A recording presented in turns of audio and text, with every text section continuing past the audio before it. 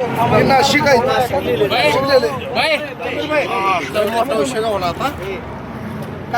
या पेट्यावरून आता लक्षात येते या पद्धतीनं प्रशासनाचा कारभार चाललेला आहे।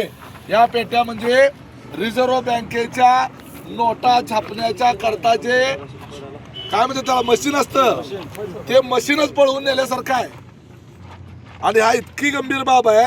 आणि आता हे पेट्या या ठिकाणी सापडलेल्या आहेत सगळ्या महाराष्ट्रामध्ये।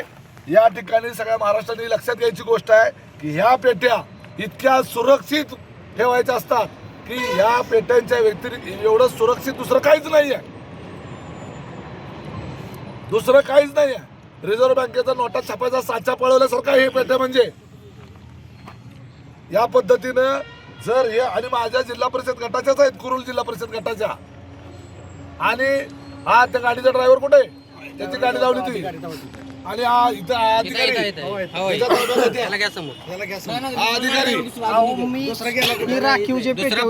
अरे काय काय असं ना पेट्यामध्ये थोडं समजतं का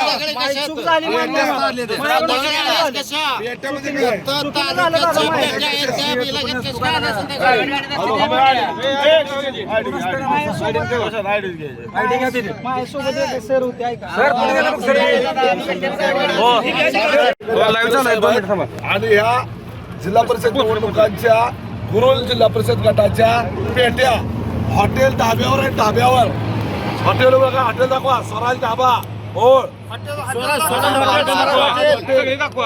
ढाब्यावर पेट्या बघा हे कशा पद्धतीने चाललाय कारभार। एबीपी माझा उघडा डोळे बघा नीट।